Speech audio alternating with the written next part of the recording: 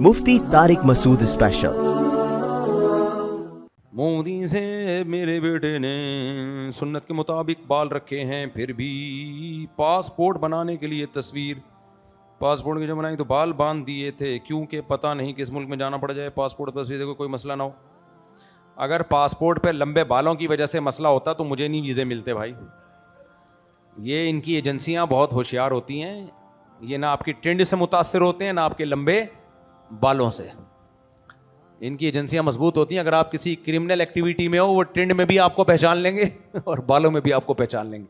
बाकी लंबे बाल रखना सुन्नत, ये सुन्नत दीनिया नहीं है, ये दीनी सुन्नत नहीं है। दीनी सुन्नत दाढ़ी रखना है, ये ऑप्शनल नहीं है, ये आपको रखनी पड़ेगी। बाल रखना नबी सल्लल्लाहु अलैहि वसल्लम की दीनी सुन्नत नहीं है। कुछ नबी के तरीक़े वो हैं जो उस ज़माने में राइज थे, उस ज़माने में सब लोग लंबे बाल रखा करते थे, तो नबी सल्लल्लाहु अलैहि वसल्लम के भी लंबे बाल थे। उस ज़माने में आम तौर पे लोग लुंगी पहना करते थे, तो हमारे नबी ने भी लुंगी पहनी है, तो इसलिए वो उस ज़माने का कल्चर था। तो कोई रख ले नबी की मोहब्बत में अच्छी बात है, लेकिन ना रखे तो भी कोई हरज नहीं है। अलबत्ता बाल चारों तरफ से बराबर रखना ज़रूरी है, ये नबी का हुक्म है, क्योंकि कहीं से मुंडा लेना कहीं से छोड़ देना ये ठीक नहीं है। बाल रखो चारों तरफ से बराबर, या पट्टे वाले रखने हैं तो बड़े बाल रख लो, छोटे रखने हैं तो चारों तरफ से बराबर होने चाहिए। क्योंकि बाहर मुल्कों में ज़ेब्रा क्रॉसिंग चल रही है, अंग्रेज़ों ने ऐसे ऐसे उनके फैशन है, मैं उनको देख के कहता हूँ अल्लाह ने खुदा की कसम, इस्लाम जो है ना आखिरत तो बाद में, दुनिया में पहले आपको इंसान का बच्चा बना देता है, फजूल चीज़ों से बचा लेता है। सब ने अपने जिस्म गुंदवाए हुए होते हैं, अपना नाम लिखा हुआ है, अपनी बॉडी को हमेशा के लिए ख़राब कर दिया आपने। हमारे मज़हब में हराम है जिस्म गुंदवाना, वो टेटो बनाते हैं ना, अक्सर अंग्रेज़ों ने बनाया हुआ होता है। अपनी बॉडी को आपने ख़राब कर दिया, स्किन को ख़राब कर दिया, क़यामत तक के लिए बॉडी पे एक निशान आ गया। हमारे मज़हब ने इस अमल को क्या कर दिया, हराम। हम अपना जिस्म नहीं गुंदवा सकते, कटवा सकते, जो अल्लाह ने बना दिया भाई वैसा ही हो गया। इसलिए उनके तो बॉडी अजीब अजीब से, कोई अंग्रेज़ कमीज़ उतारे तो पूरे मुल्कों के नक्शे बने हुए होते हैं उसमें, तो वो फिर बाल अजीब अजीब बनाए हुए होते हैं। ज़ेब्रा क्रॉसिंग देख रहे हो, कोई यहाँ से टिन यहाँ से टिन, अजीब सा, कोई यूँ बनाया हुआ है, कोई अजीब अजीब। तो अल्लाह का शुक्र है हमारे नबी ने हमें हुक्म दे दिया कि ना तुम्हें शक्ल में चेंजिंग की इजाज़त है, ना तुम्हें बालों को आड़ा तिरछा करना, या तो पूरी टिंड कराओ या पूरे सर पे पट्टे वाले बाल रखो, और अगर छोटे रखने तो चारों तरफ से बराबर। बस एक तरीका है ताकि शरीफ आदमी इंसान के बच्चे नजर आओ। तुम दाढ़ियां भी रखी होती हैं अजीब अजीब तरीके से, यहाँ से 2 कट लगे हुए होंगे, 2 नुक्ते आ रहे होंगे, यहाँ रखा हुआ होगा। भाई दाढ़ी रखने रखो, नहीं रखनी तो अजीब स्टाइल है। इस्लाम ने हमें बचा लिया इन सारी फजूल चीज़ों से यार, क्या ख्याल है। तो हाँ, जो बड़े बाल हैं ना, अगर माँ बाप को पसंद नहीं है बच्चों के लिए बड़े बाल रखना, तो फिर माँ बाप की इताअत लाजिम है। बाज़ बच्चों ने बड़े बड़े बाल रखे, उनके अब्बा या अम्मा को पसंद नहीं है, वो मना कर रहे हैं बेटा छोटे बाल रखो, तो कह रहे हैं मुफ्ती तारिक मसूद साहब के बड़े बाल हैं। तो माँ बाप की वैल्यू शरीयत ने मुफ्ती तारिक मसूद साहब से ज़्यादा है, और शरीयत ने भी बाल रखने से ज़्यादा माँ बाप को खुश रखने का हुक्म दिया है। तो अगर बाज़ दफ़ा माँ बाप को पसंद नहीं होता कि हमारा बच्चा बड़े बाल रखे सर पे, तो वो फिर कटा दो, बाल छोटे रखो। हाँ, दाढ़ी कटाने का अगर कहें तो फिर नहीं कटाओ। ये लें, एक और पर्ची है। अच्छा भाई, और जॉब के सिलसिले में इंटरव्यू के लिए अगर बाल कम करवाने पड़ जाएं, पैंट शर्ट पहननी पड़े, जॉब मिल जाए तो जायज़ है? जायज़ है। शलवार कमीज़ में गरीब रहना, लोगों से भीख मांगना, इससे बेहतर है पैंट शर्ट पहन के पैसा कमा ले और लोगों पे। मैं तो इसी को प्रोमोट करता हूँ, शलवार कमीज़ को। पैंट शर्ट पहनना जायज़ है, मगर कोई काबिल तारीफ़ नहीं है, जायज़ है। लेकिन जॉब का मसला, रोज़गार का मसला, ये शलवार कमीज़ से ज़्यादा इम्पॉर्टेंट है। इतना तकवा इख्तियार करो जितना एफोर्ड कर सकते हो, क्योंकि इस ज़माने में गुर्बत जब आएगी ना, एक गुर्बत अल्लाह की तरफ से होती है, उसमें सब्र की तौफीक मिल जाती है। एक गुर्बत फंटर की बनने की वजह से होती है। आपको अच्छी अच्छी जॉबें मिल रही थी, नहीं मैं तो ये वो दुकान पकौड़ों की बातें करोड़ों की, उसके बाद जब आदमी भीख मांगने पर आता है, ना घर में इज्जत ना घर से बाहर इज्जत, बहुत जलील हो जाता है इंसान, भीख मांगने पर आ जाता है। तो इसलिए روزگار کو اس زمانے میں فوکس کرنا بہت زیادہ ضروری, تھوڑا ضروری نہیں, بہت سے بھی زیادہ ضروری ہے. کیونکہ دیکھو صحابہ کرام زمانہ جاہلیت میں جب حج پہ جاتے تھے تو زاد راہ نہیں لے کے جاتے تھے. وہ کہتے تھے اللہ کے گھر جا رہے ہیں, اللہ پہ توکل کریں گے, اللہ کھلائے گا, اللہ پلائے گا. اللہ کے گھر جا رہے ہیں نا, ایسے جیسے کسی نے آپ کی دعوت کی, آپ اس کے گھر جا رہے ہو تو اپنا ٹفن تھوڑی لے کے جاتے ہو, کہیں گے بھائی اس کے ذمے کھلانا. تو ان کے ذہن میں کانسیپٹ یہ تھا کہ ہم اللہ کے گھر جا رہے ہیں تو کھلائے گا کون؟ اللہ, لہذا ہم راستے کا کھانا پینا سفر پیسے نہیں لے کے جائیں گے. جب کھانا ختم ہو جاتا تو لوگوں سے مانگ رہے ہوتے بھائی کچھ مل جائے گا, بھائی کچھ تھوڑے پیسے ویسے مل جائیں گے یار, ٹھیک ہے نا. تو جب اسلام آیا تو اسلام نے کہا وَتَزَوَّدُوا, حج پہ جب جاؤ اپنے پیسے رکھ کے جاؤ اپنے ساتھ. کیوں؟ فَإِنَّ خَيْرَ الزَّادِ التَّقْوَىٰ, اس لیے کہ حج پہ جانے کے بعد لوگوں سے جو بھیک مانگو گے اور بے عزتی ہوگی اور گناہ ہوگا, اس سے بہتر ہے کہ اسباب اختیار کرو تاکہ لوگوں سے بھیک نہ مانگنی پڑی.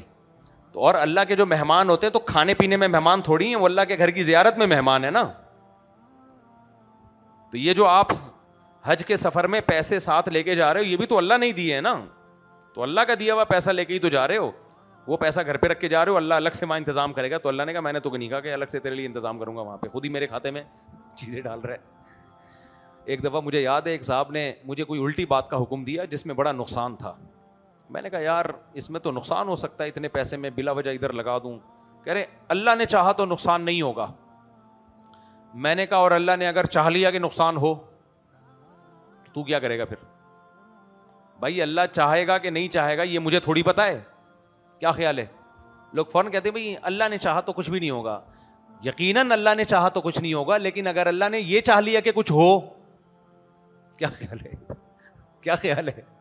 ہمیں پہلے سے تھوڑی پتا ہے کہ اللہ کیا چاہے گا, اس لیے ہم تو اسباب اختیار کریں گے بھائی. اور اللہ نے کہا ہے اسباب اختیار کرو گے تو مدد بھی کروں گا میں. تو اس لیے حج پہ جانا ہو تو اس میں بھی حکم ہے پیسے لے کے جاؤ تاکہ لوگوں سے بھیک نہ مانگو. اسی طرح دینداروں پر بھی یہ لازم ہے, اور دینداروں پر زیادہ لازم ہے اس زمانے میں کہ رزق کا انتظام کریں تاکہ سر اٹھا کے جئیں, کھلانے والے بنے, بھکاری نہ بنے. اس سے اسلام کی بھی عزت ہوگی, اسلام کو بھی ترقی ملے گی, آپ کی بھی عزت ہوگی, آپ کو بھی ترقی ملے گی. ہاں ایک غربت اللہ کی طرف سے آزمائش ہو, پھر اس میں اللہ صبر کی توفیق بھی دے دیتا ہے. مفتی صاحب میرے بڑے بھائی کا انتقال 2015 میں ہوا. اس وقت میری والدہ حیات تھیں پر وہ بہت بوڑھی تھی اور ان کی یاداشت صحیح نہیں رہی. جب بھائی کی وراثت تقسیم ہوئی تو والدہ کے حصے کو ان کے بیٹے نے آ کر اپنی دادی سے مسجد بنانے کے لیے معاف کر دیے. پر اس بات کا وراثت کے لمبے چوڑے مسائل یہاں نہ پوچھا کرو میرے بھائی, یہ سوال لمبا چوڑا مسئلہ ہے. سوال دارالفتہ میں جمع کرا دیا کرو, ریٹن میں تمہیں جواب مل جائے گا. یہاں جنرل نالج کے جو عام لوگوں کے سوال ہوتے ہیں نا, میرے والد حج کرنے گئے تھے تو ان کا انتقال ہو گیا, وراثت تقسیم, یہ بھی وراثت کا لمبا مسئلہ ہے. وارثوں میں 2-3 کے انتقالات ہو رہے ہیں, اس میں ایک کی وراثت پھر جاتی ہے, پھر جس کا انتقال ہوا اس کے وارثوں کو جاتی ہے. ایسے پورے ریٹرن میں جو وارث زندہ بچ گئے ہیں اس سے پہلے کہ ان میں سے کسی کا انتقال ہو سوال لکھ کے جمع کرا دیں. مفتی صاحب ہمارے ماموں کے بیٹے 2024 میں دبئی سے واپس آئے تو واپس نہ جا سکے, ان کا بھی انتقال ہو گیا کیا؟ استغفر اللہ. ماموں کے حالات اچھے نہیں تھے, میں نے ویزا لگوانے کے لیے ماموں کے بیٹے, ماموں کا لفظ بھی بڑا مزیدار لفظ ہے یار. لوگ کہتے ہیں نا ماموں بنا رہا ہے ہم کو, تو ماموں تو بےچارے پہلے سے ہی ماموں بنے ہوئے ہیں یار. میں نے ویزا لگوانے کے لیے ماموں کے بیٹے کو پیسے دیے, چشمہ دے دو میرے بھائی, میری جیب میں بھی پڑا ہوا ہے, یہ پتہ نہیں کیسا چشمہ ہو یار. اچھا, میں نے ویزا لگوانے کے لیے ماموں کے بیٹے کو پیسے دیے قرض کے طور پر, مگر اس نے ویزا کے پیسے خرچ کر دیے. جھوٹ بول کر کے گاڑی لگ گئی تھی. ڈرائیور ماموں کے پیسے تم نے دیے, وہ لے کے بھاگ گیا. میں کیا کر سکتا ہوں؟ کچھ بھی نہیں ہو سکتا میرے بھائی. پیسے لے کے بھاگ گیا بندہ, ماموں بنا گیا ان کو. میں دعا کر سکتا ہوں, پیسے ویسے نہیں دیا کرو کسی کو یار, ویزا خود ہی لگوا دیتے. وزیر اعظم کی اپنا گھر ہاؤسنگ فائنینس اسکیم کے تحت مختلف اسلامی بینکس گھر کی فائنینسنگ فراہم کر رہے ہیں. جتنے بھی اسلامک بینک فراہم کر رہے ہیں یہ پیکج تو جائز ہے. عام بینکوں سے جو سودی بینک ہیں ان سے یہ قرضہ لینا جائز نہیں ہے. اسلامک بینکنگ اس کو اسلامی طریقے سے کر رہے ہیں. حکومت نے کہا ہے نا 1-1 کروڑ روپے گھر کے مل رہے ہیں, ابھی اسکیم چلی ہے نا, تو اٹھا لو حکومت سے لیکن اسلامک بینک سے لو. تو وہ شرکت متناقصہ کی بیس پہ وہ لوگ فائنینس کرتے ہیں جو اسلامک بینک ہے. تو اچھا ہے, فری پھوکٹ کا تو نہیں مل رہا لیکن آسان قسطوں پہ مل رہا ہے, لے لو گھر. سودی بینکوں سے نہیں لو, وہ سود کے طریقے پہ دیتے ہیں. جائز ہے, میں نے بتا دیا. اور کوئی سوال یہاں سے کسی کا ہو؟ کسی بھائی نے سوال پوچھنا ہو, وہ پوچھنا چاہ رہے ہیں ذرا ان کو دے دیں مائک. یہ کرسی پیچھے تو نہیں جا رہی لیکن ٹیڑھی ہے. اللہ کا شکر ہے ہمارے پاس ہر قسم کی کرسیاں ہیں, کوئی بھی صحیح نہیں ہے. جی مجھے تھوڑا سا وہم کا رہتا ہے زیادہ. جی کہ آپ نے جیسے بیان کیا, مجھے بعض اوقات ہوا کا بہت مطلب ایسا رہتا ہے. اچھا. تو نماز کے میں کبھی ہوتا ہے, پھر وضو کرنا بھی مجھے بہت مشکل ہوتا ہے, میں بار بار وضو کر رہا ہوتا ہوں. دیکھیں نبی صلی اللہ علیہ وسلم نے ارشاد فرمایا جس کو شک ہو کہ اس کی ہوا خارج ہوئی ہے یا نہیں ہوئی ہے تو وہ وضو نہ کرے, مسجد سے بھی نہ نکلے, جب تک, حدیث کا مفہوم اپنے الفاظ میں بیان کر رہا ہوں, 100% یقین نہ ہو جائے. قسم اٹھا کے کہہ سکے کہ میرا وضو ٹوٹ گیا ہے تو وضو ٹوٹے گا, ادروائز وضو نہیں ٹوٹے گا. ایسی کنڈیشن میں اگر آپ وضو کریں گے تو آپ گنہگار ہوں گے, کیونکہ آپ اپنے اوپر ظلم کر رہے ہیں, یہ اپنے اوپر ظلم کر رہے ہیں, حدیث کی مخالفت کر رہے ہیں. تو اس لیے وضو جب کر لیا تو یقین رکھو ہے وضو. اگر آپ کو شک ہو رہا ہے کہ پتہ نہیں ٹوٹ گیا کہ نہیں ٹوٹا, تو اس کا مطلب نہیں ٹوٹا, چاہے بے شک حقیقت میں ہوا خارج ہوئی بھی ہو. جب اللہ کے نبی نے کہہ دیا نہیں ٹوٹا وضو تو بس نہیں ٹوٹا. اتنا یقین ہو جائے کہ قسم اٹھائیں کہ ہاں بھائی وضو ٹوٹا ہے. اب بعض لوگ کہتے ہیں کہ ہمیں یہ یقین نہیں ہے کہ قسم اٹھا سکتے ہیں کہ نہیں اٹھا سکتے, تو اس کا مطلب ہے نہیں اٹھا سکتے قسم. جب یقین ہوتا ہے تو فوراً اٹھا لیتے ہیں قسم, اس لیے اس میں شک نہ کریں, یہ گناہ ہوگا اس میں. اور بھائی کوئی مسئلہ؟ السلام علیکم مفتی صاحب, کمبر میں ایک قریب مائک. السلام علیکم مفتی صاحب, اندرونی سندھ میں کمبر شہر میں ایک مرشد ہے اور وہ فوت ہو گیا. اس کا جو بیٹا ہے اس کی قبر کو سجدہ کر رہا ہے, میرے پاس تصویر بھی پڑی ہوئی ہے, تو اس کے بارے میں کچھ رہنمائی فرما. میں نے حرام ہے قبر کو سجدہ کرنا, گناہ ہے کبیرہ ہے. میں نے پوسٹ بھی لگائی ہے, اس پہ کافی جگہوں نے میرے اوپر تنقید کی ہے. بس شرک ہے. جو اللہ کے در کے سوا کہیں جھکتا ہے تو اللہ اس کو پھر کبھی بھی عزت نہیں دیتا, ہمیشہ غیروں کے در پہ جھکا رہتا. اور قبر والے کو سجدہ کرنا تو انتہائی حماقت ہے. جب زندہ تھا وہ کچھ نہیں کر سکا, مرنے کے بعد تو وہ بالکل ہی فارغ ہو گیا ہے نا. اس لیے ایک کبیرہ گناہ ہے قبر کا طواف کرنا, قبر کو سجدہ کرنا. اگر عبادت کی نیت سے ہے تو کافر ہو جائے گا, تعظیم کی نیت سے ہے تو گناہ کبیرہ ہے یہ.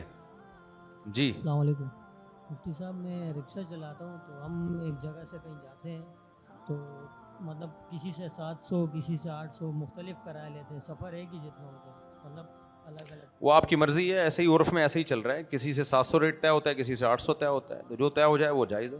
دھوکہ نہ دیں کسی کو. ابھی آپ نے بالوں کو بتایا تھا, تو یہ بال آپ کے بال سائڈوں سے چھوٹے ہیں, اوپر سے بڑے ہیں, برابر کر دیں, اوپر سے بھی چھوٹے کر دیں.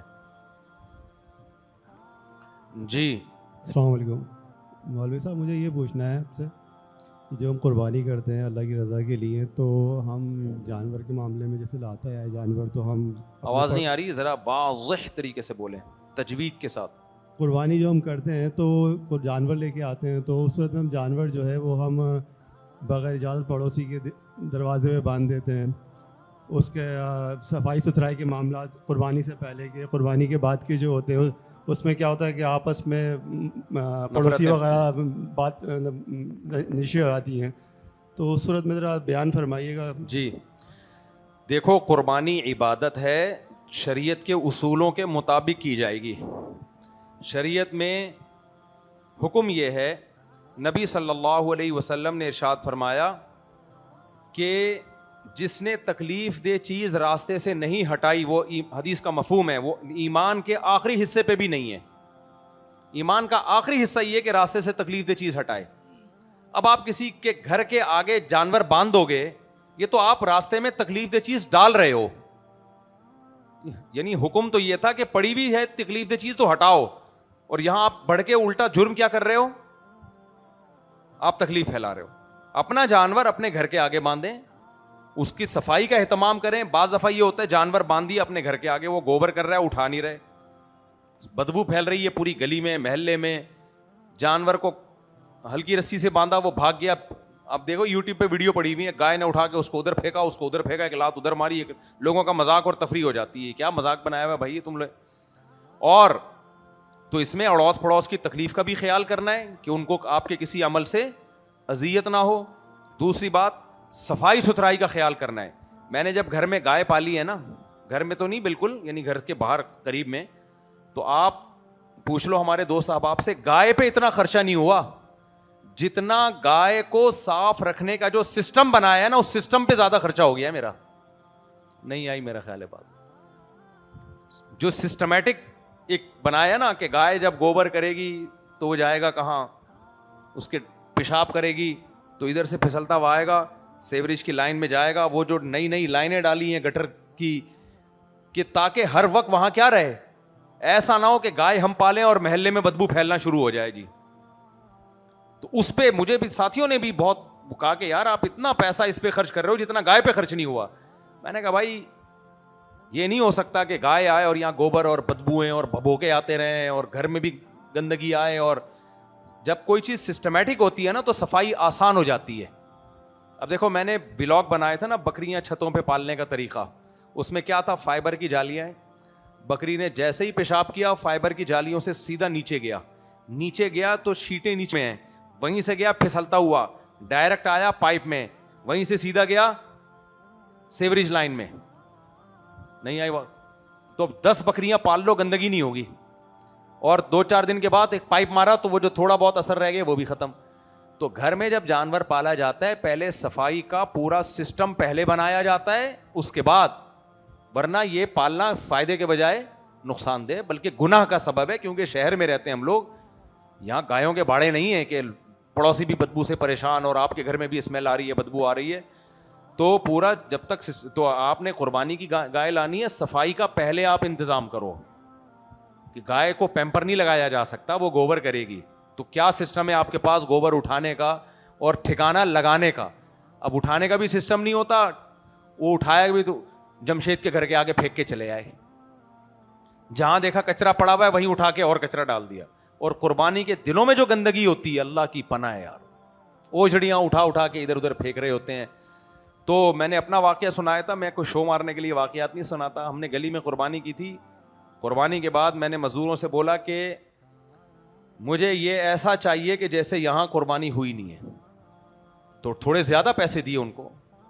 میں نے کہا ایسا اس کو نیٹ کلین کر دو نا. اونٹ ہم نے نہیں حلال کیا تھا یہاں پہ, اب اونٹ حلال ہوگا, خون بھی گرے گا, چیچڑے بھی, گوشت بھی, کٹائی بٹائی. تو آپ دیکھو میں نے تھوڑا زیادہ, انہوں نے جتنے پیسے کیا میں نے کہا میں اس سے زیادہ دوں گا. تھوڑا پیسہ, جب اونٹ لا سکتے ہو تو صفائی پہ پیسہ نہیں خرچ کر سکتے کیا؟ غریب آدمی پہ تھوڑی ہے قربانی. اور غریب آدمی پیسہ نہیں خرچ کر سکتا تو خود کر لے نا, خود صفائی کر لے اس میں اگر قربانی کی ہے. تو میں نے کہا مجھے ایسی صفائی چاہیے کہ مجھے یہاں لگے ہی نہیں کہ قربانی ہوئی ہے, کوئی جانور ذبح ہوا ہے یہاں پہ. انہوں نے کیا ایسے طریقے سے صفائی کی ہے. میں نے کہا ابھی بھی باقی ہے. کھڑے ہو کے میں نے کہا بھائی ابھی بھی. تو وہ اگر ہم وہ 20 منٹ کے اندر انہوں نے کی ہے صفائی ایسی. جب روکھڑا ڈالو نا, گڑ کنجوس ہے نا ہم لوگ, ہیں مکھی چوس ہیں. مسئلہ سارا یہ ہے, پیسے بچاتے ہیں ہر چیز میں, اور پھر اللہ غلط طریقوں میں پیسہ نکالتا ہے ہمارا. وہ صفائی والے کو تھوڑا پیسے دو, کیونکہ صفائی کو آپ ایک ویلیو دو نا, اس کو ایک ویلیو دو گے تو پھر صفائی والے کی بھی ویلیو ہوگی نا آپ کی نظر میں. بھائی اس کو پیسے دو, 1500 مانگ رہا ہے 2000 دو, 2000 مانگ رہا ہے 3000 دے دو, 3000 مانگ رہا ہے بولے تیرے کو 4 دوں گا, لیکن مجھے ایک چھیچڑا بھی نظر آیا نا تو وہ 1 روپیہ بھی نہیں دوں گا میں تجھے. تو وہ ایسا اس کو سڑا رہے ہوتے ہیں نا جمع دار کو, اس کو کہتے ہیں صفائی کر. وہ کہتا ہے ٹھیک ہے میں اس کے 6000 لوں گا. 6000 پاگل ہو رہا ہے کیا, 500 دوں گا میں تجھے. 500 سے پھر بارگیننگ ہو رہی ہے, بڑا کے بڑی مشکل سے 3000 پہ لائے. تو وہ پھر کرتا بھی ایسا ہی ہے, اس کو پتا ہے ٹرخانے والا کام کرو, نکلو یہاں سے. تو آپ تھوڑا آپ صفائی کی ہے, وہ اتنا نہیں ہوتا, 3000 لے گا, 4000 لے گا, 5000 لے گا, 6000 لے گا. اور اونٹ میں تو 7 حصے ہوتے ہیں, سب سے صفائی کے پیسے لو. جب قربانی کے 7 حصے ہوتے ہیں نا, محلے والوں سے پیسے لیتے ہو تو محلے والوں سے قصائی کی اجرت بھی لیتے ہو کہ نہیں لیتے؟ دیکھو ایک گائے آئی 2 لاکھ روپے کی فار ایگزامپل, یہ ایک گائے میں حصہ پڑ رہا ہے فرض کرو 40,000 روپے کا, فرض کرنے میں گورنمنٹ نے کوئی پابندی نہیں لگائی, آپ اس میں قصائی کے پیسے بھی شامل کرتے ہو, کیا خیال ہے؟ محنت مزدوری جو گوشت تقسیم ہوگا اس کے پیسے بھی, تو اس میں صفائی کے بھی شامل کرو کہ بھائی اس کے بعد جب گلی صاف ہوگی, محلہ صاف ہوگا, اس کے بھی پیسے ہوں گے, وہ بھی 7 آدمیوں پہ ڈیوائڈ ہوں گے, اور 20 منٹ کے بعد ایسا لگے گا یہاں کوئی جانور حلال ہوا ہی نہیں ہے, بالکل ایسے صاف. تو اس طرح سے کام کرنا فرض ہے, لازم ہے, ورنہ گناہگار ہوگے, کیونکہ گلی میں اوجڑی پڑی ہوئی ہو, جانور کا خون پڑا ہوا ہو, اس خون سے 2 دنوں کے بعد کتنی غلیظ بدبو آنا شروع ہو جاتی ہے, وہ سڑ جاتا ہے. اور نبی کیا فرمانے, راستے میں کوئی تکلیف دہ چیز پڑی ہوئی ہو, ہٹاؤ گے نہیں تو گناہگار ہوگے, اور آپ ہٹانے کی بات کیا, آپ تو ڈال رہے ہو اس تکلیف. اس لیے اللہ ہدایت دے ہم سب کو.